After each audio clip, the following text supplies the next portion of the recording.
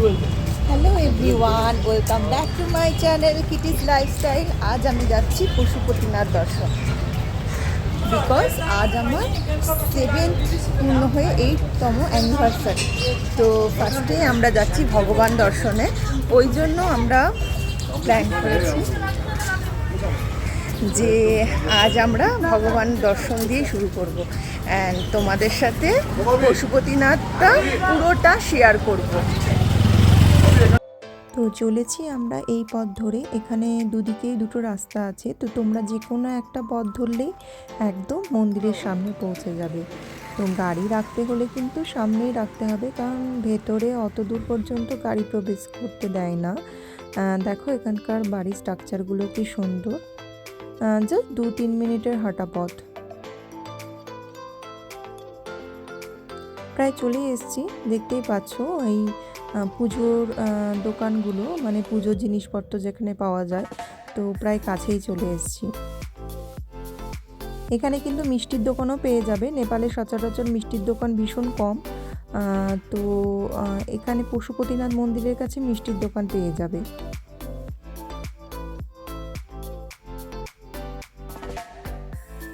চলে এসেছি আমরা, এটা হচ্ছে মেন গেট, এখান দিয়ে প্রবেশ করতে হয়।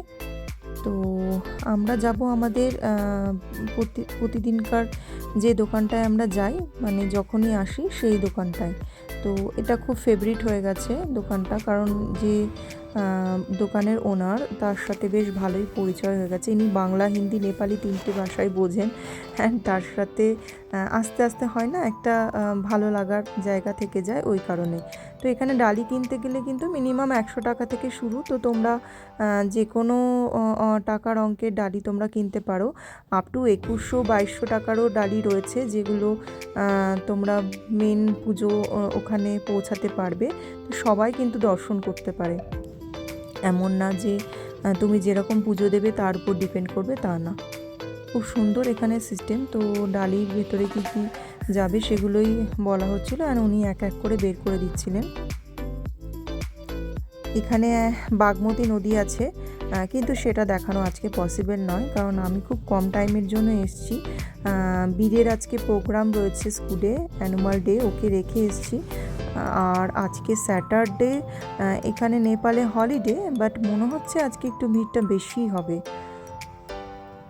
ভেতরে গেলে বুঝতে পারবো, কারণ চারিদিকে লোকজন যেটা দেখে ফিল করছি, ভিড়ই লাগছে।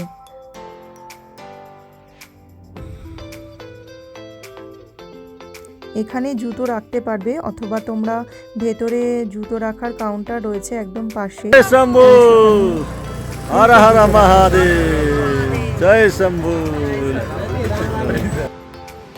এই যে মেন, এর ভেতর দিয়ে এন্ট্রি নিতে হয়। তো এর ভেতরে আর ক্যামেরা নিয়ে যেতে পারবো না, কারণ এরপরে কিন্তু মোবাইল অ্যালাউ নয়। তো কোনোভাবেই ফটো ক্লিক করা বা ভিডিও ক্লিক করা পসিবল নয়। যে মেন মন্দির, তার বাইরে পুরো অংশটা ঘুরিয়ে তোমাদের দেখিয়ে দিচ্ছি। অনেক পায়রা রয়েছে এখানে কিন্তু। আর তার সাথে দেখো ভেতরে আজকে ভীষণ ভিড়, মনে হচ্ছে আজকে কিছু প্রোগ্রামও রয়েছে, তার সাথে স্যাটারডে যেহেতু, ওই জন্য ভিড়টা অনেক বেশি। কোনো সময় আমাদের লাইনে দাঁড়াতে হয় না, অ্যাটলিস্ট সকালে আসলে। তো আজকে মনে হচ্ছে লাইন দিয়ে ভেতরে এন্ট্রি নিতে হবে, কারণ এতটা ভিড়।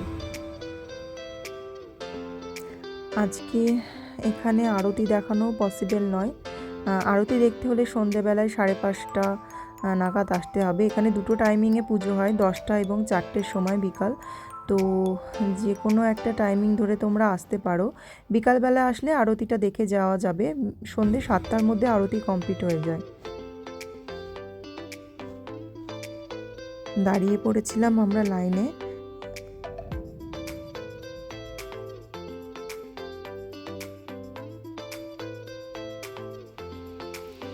তো যথারীতি আমাদের পুজো দেওয়া হয়ে গেছে, ভেতরের ভিডিও শেয়ার করা সব পসিবল হয়নি।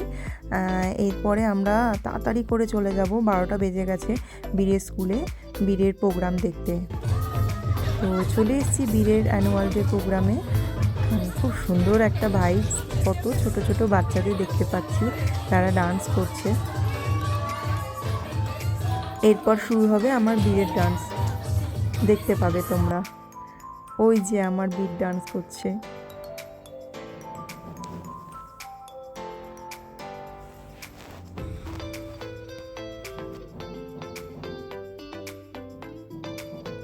খুব সুন্দর একটা নেপালি সং তালি বাজাও, সেই গানটাতেই এরা ডান্স করছে।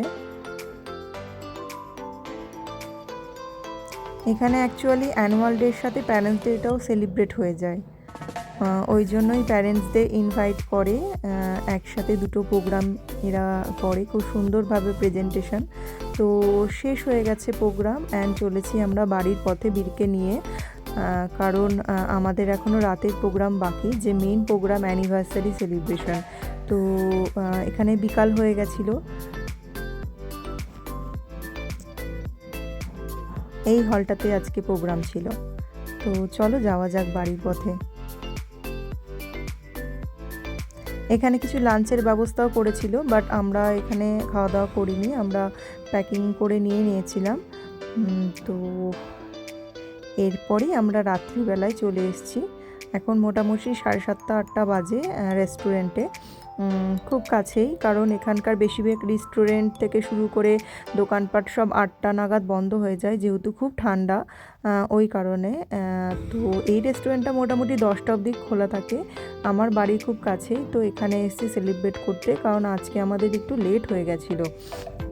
তো ফার্স্টেই আমরা অর্ডার করে নিয়েছিলাম অ্যান্ড কী খাবার খাবো, তো তারপরে আমরা কেক কাটিং করলাম।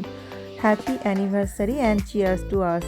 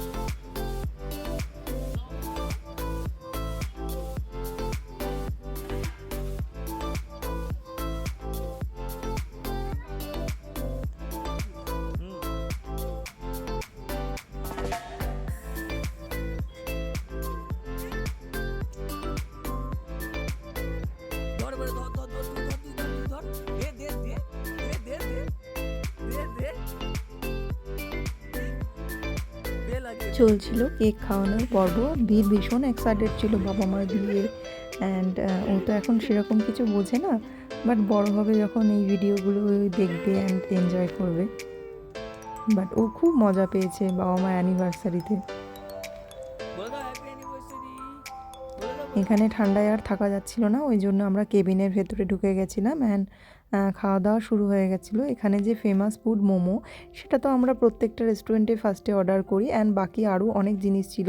খাবারগুলো ভীষণ টেস্টি ছিল অ্যান্ড বীর তো নিজের হাতেই খাওয়া শুরু করে দিয়েছিল। আজকের দিনটা খুব সুন্দরভাবে কাটালাম অ্যান্ড প্রত্যেকটা কাজই খুব পারফেক্ট হয়েছে, সকাল থেকে শুরু করে এই রাত অবধি।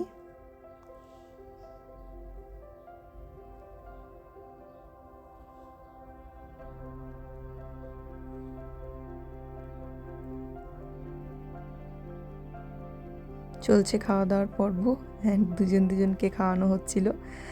রেস্টুরেন্টের ভেতর বাইরেটা আমি দেখিয়ে দিলাম। তো চলেছি এবার আমরা বাড়ির পথে। হয়ে গেছে মোটামুটি রাত 9:30-10টা বেজে গেছে অ্যান্ড আমরাই লাস্ট ছিলাম, ফাঁকা হয়ে গেছে পুরো রেস্টুরেন্ট। তো এইটা হচ্ছে ভেতরের পার্টটা। তো চলেছি এবার আমরা বাড়িতে।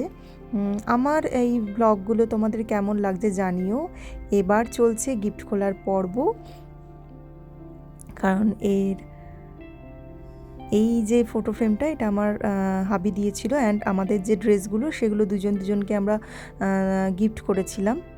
খুব সুন্দর ছিল গিফটের আইটেমগুলো।